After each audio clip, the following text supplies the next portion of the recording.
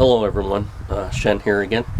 Time for another installment about, we're talking about Qi and Qi breathing, Qi development. My tea's already almost that certain temperature where it's dropped below ideal, you know. It's many times a day I always try to get that perfect temperature of the tea, you know, and then I set it aside to do a project, and I come back and I'm like, oh, too cold, heat it up again. And each time it kind of becomes more concentrated, a little bit stronger. In a way, that's kind of like Qi breathing and Qi development. So anyway, it looks like the neighbor kids are all out, so they'll be playing. We'll have lots of background noise. But anyway, getting back to kind of Qi cultivation, Qi breathing, and that's why I wanted to talk about this first before going into Reiki, because first you have to understand a little bit about your body's own Qi, right? And so we talked about it coming from three different sources: your congenital or your Qi that you received from your parents, that you were born with, and that's kind of like your foundation Qi, you know, like your little spiritual core, so to speak. And then from the food you eat, the amount of Qi, good Qi in your food, in your food and your beverages, as well as all the Qi that you breathe in, right, and absorb from your environment. And so besides, you know, just breathing in and absorbing Qi that way, we actually do absorb Qi from plants and animals, from the sun. So there are a lot of living sources here in this world that we can draw Qi from. Some Qi is good and some Qi maybe not so good from various sources. But for the most part, if you have weaker Qi that you've been born with, you can build on that Qi and become healthier by, you know, eating good foods and taking care of yourself, right? Getting plenty of sleep. And of course, you know, breathing in good clean air, you know, also absorbing good sunlight, you know. And so from these other sources, then it can actually add on to the Qi that you were born with. And so, of course, then that can give you better health and extend your life. In traditional Chinese medicine, they believe, you know, that Qi that you're born with, that congenital Qi, kidney Jing, that if it's weak, that you're really going to have poor health and probably a short life. And so that's why so many people get into a type of yoga or qigong, some sort of Qi breathing, so then you can add on to that deficient Qi, you know, that you can actually build that Qi and cultivate it. Now, of course, you have different types of qigong or qi exercises, qi cultivation. And so there's the qigong where you build it just for your health. You know, there's also qigong that's for martial arts, for power in your strikes and in conditioning. You know, qi that is almost like a shield that protects you, you know, when you're fighting. But then there's what the Chinese feel is the highest cultivation of Qi, and that is to bring the Qi and circulate it, to bring it upward, to develop, you know, the golden flower. And it's this idea of spiritual enlightenment, right? And enhancing your mind, your spirit, your soul, you know, whatever that constitutes, you know, bringing that all together and with your body's Qi and building that and making a connection with spirit. So in that way, we've got the three kind of different reasons for cultivating chi. The health of the body, power in martial arts, and again, enlightenment, or for spiritual journeys, for spiritual understanding, or even to make contact with the divine, to have visions, to have downloads of knowledge from what you could say is spiritual realms. So again, I come from this very kind of practical way of looking at things, and also with martial arts, and so when I was younger, I was learning martial arts. I was like, well, why are we doing these fancy moves? Because maybe you still get hit. It's not very practical. And so I just had this real practical, earthy way of looking at martial arts, let alone this chi development. So like I said in the first episode, I didn't really believe so much in chi as much as just maybe breath and focus, right? With moving with these martial arts. So anyway, so I spent 3 decades with practicing kung fu and doing meditation and doing these chi breathing exercises.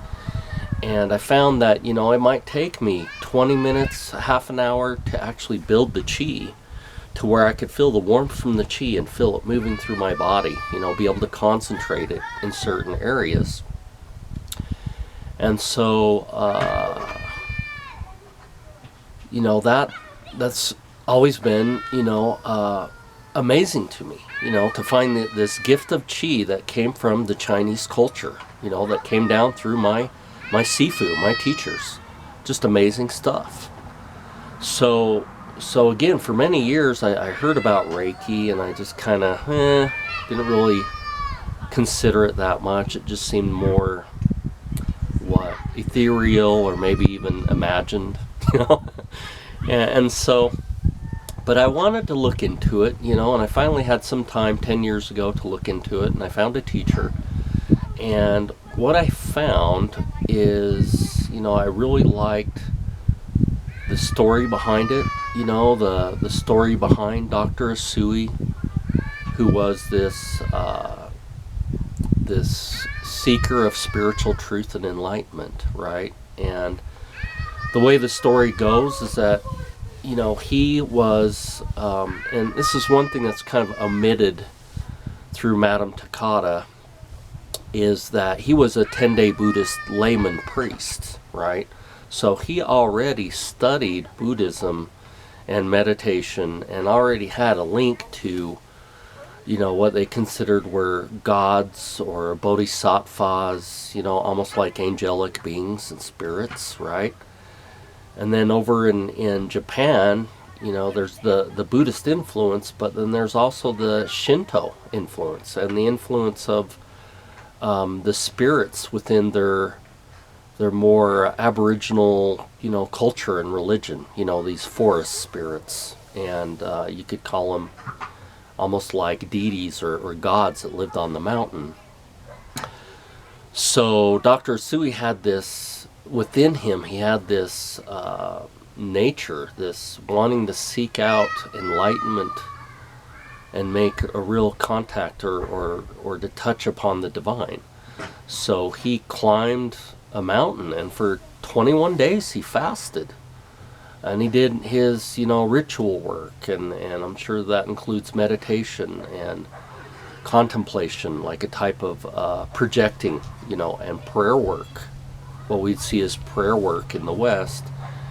And, for almost that whole time, he didn't have any kind of enlightenment, no experience. And they say, on this last day that he had set aside for this fast and this retreat, that he did have an experience, and he had a vision of, they say, colors and symbols and things that just kind of came into his mind. You could say it was like a download from the spirit dimension. And so, when he finished with this retreat, and he was leaving the mountain, and he's walking back to his village, he came upon 3 different people that were in need of help. 3 different people that were hurt, that had things wrong with them, that were causing them pain, and he just felt this overwhelming need to reach out and to touch them with compassion. And so that's where this healing side of Reiki kind of manifested, was this idea that through compassion for other individuals and this wanting to reach out, to touch, to help them, that this Reiki energy, or this heaven chi, which is what Reiki means, heaven chi, was able to channel through him and flow through him to actually help these people. And it was something very very concrete, or something very tangible. You could feel the heat from this, and he was able to help these people on the way back to his village. And then that's where he felt he had really stumbled upon something, or that major profound gift was given to him by spirits, that he was able to actually translate his enlightenment experience into something real in this world, to actually help people. And what you find with Reiki, and in further episodes I'll go on with Reiki, and I'll talk more about some of the methods and techniques and amazing profound things that Reiki does for you. But what he found is, by using Reiki to actually help others, to have compassion for others, and to channel this energy, that in turn would actually help heal him and give him a sense of enlightenment, right? So each actual act of using Reiki to help heal another being would actually lift him and allow him to progress towards enlightenment. And so it's interesting that whatever God or mountain spirit or deity or bodhisattva that opened this healing, or this gift within Dr. Asui, it's almost like this bodhisattva had this purpose to put in place this idea that only through helping others can you become enlightened, right? So then that way you couldn't kind of steal this gift and use it just for yourself, because in the Far East, for the most part, when anyone breaks through the physical and they become enlightened, usually they tend to keep it to themselves.